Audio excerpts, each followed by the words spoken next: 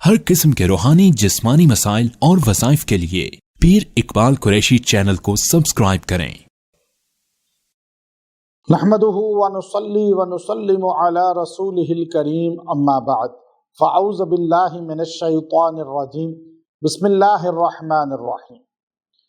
شعبان مکرم جو ہے اس کی 10 تاریخ کا ایک بڑا بہترین عمل آپ کو دے رہا ہوں جو آپ کی رکاوٹوں کو، بندشوں کو، آپ کی زندگی میں جو مسائل آتے ہیں ان کو جڑ سے ختم کر دے گا۔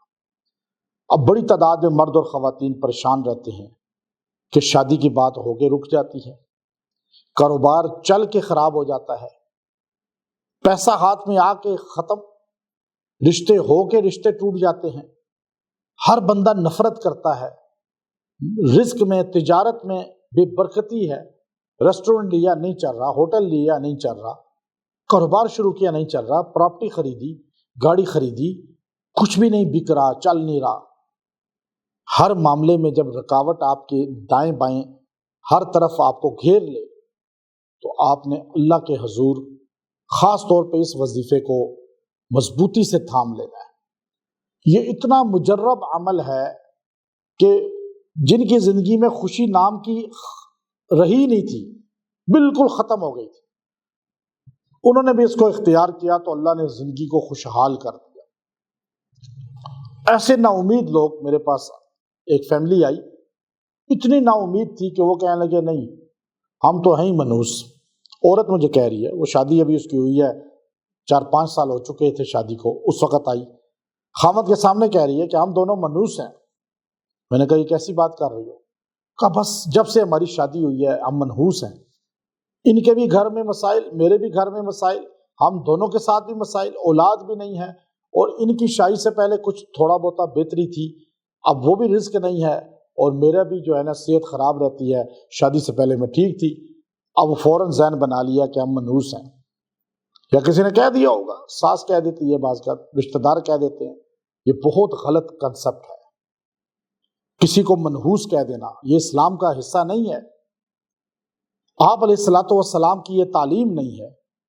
کبھی اپنے آپ کو منحوس نہ سمجھیں۔ اگر آپ قرآن پڑھنے والے ہیں، نماز پڑھنے والے ہیں، اللہ رسول صلی اللہ علیہ وسلم کی زندگی کو فالو کرنے والے ہیں، تو اب آپ، میں نے کہا یہ غلط سوچ رکھی ہے، منحوس ہے۔ ہاں شادی سے پہلے تھوڑی بہتری تھی لیکن وجہ تو کچھ اور ہے، بیچ میں رکاوٹیں ہیں، نظر بد ہے، لوگوں کی حسد کی نظر لگی ہوئی ہے، لوگ پیچھے لگے ہوئے ہیں، چاہے وہ جادو کر رہے ہیں، جنات کے مسائل ہیں، کوئی بھی مسائل ہیں، یہ سارے آپ کو منحوس بنانے پر تلے ہوئے ہیں اور آپ کو ذہنی طور پر ڈپریشن کا، انزائٹی کا مریض بنا دیا ہے۔ تو آپ اپنے آپ کو منحوس کبھی نہ سمجھیں۔ آپ محمد عربی صلی اللہ علیہ وسلم کے ماننے والے ہیں، قرآن اور نماز کو فالو کرنے والے ہیں، نماز پڑھنے والا منحوس کیسے ہو سکتا ہے؟ تو آپ نے یہ عمل اختیار کرنا ہے، اور یہ بہت ہی بہترین عمل ہے۔ آپ نے سورہ بقرہ کا پہلا رکوع الف لام میم سے لے کر مفلحون تک، یہ چند آیتیں ہیں، 3-4، آپ نے ان کو پڑھنا ہے 40 مرتبہ۔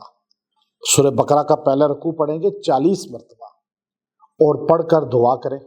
خود نہیں پڑھ سکتے تو کسی کو کہیں کہ تم پڑھ لو، یا کیسٹ چلا لیں، اس دن 40 بار سنیں، اور جو پڑھ سکتا ہے تو پڑھ کے پانی پہ دم کر کے پورا گھر پیتا رہے وہ پانی 11 دن، بس ایک بار دم کر لیں اس تاریخ کو۔ ویسے بعد میں بھی آپ پڑھ سکتے ہیں، ڈیٹ گزرنے کے بعد بھی اجازت ہے آپ کو۔ انشاءاللہ منحوسیت ختم ہوگی، بے برکتی ختم ہوگی، رکاوٹیں ختم ہوں گی۔ آپ دعا بھی کریں، اور اگر کیسٹ میں لگا کر سنیں، خود نہیں پڑھ سکتے، یا عورت کو خاص ڈیز آئے ہوئے ہیں تو قرآن نہیں پڑھ سکتی، وہ کیسٹ چلا لے، 40 مرتبہ سن لے، پھر دعا کر لے۔ انشاءاللہ وہ مرد عورت جو یہ عمل کریں گے، اللہ زندگی سے نحس پن کو نکال دے گا۔ وآخر دعوانا الحمد للہ رب العالمین۔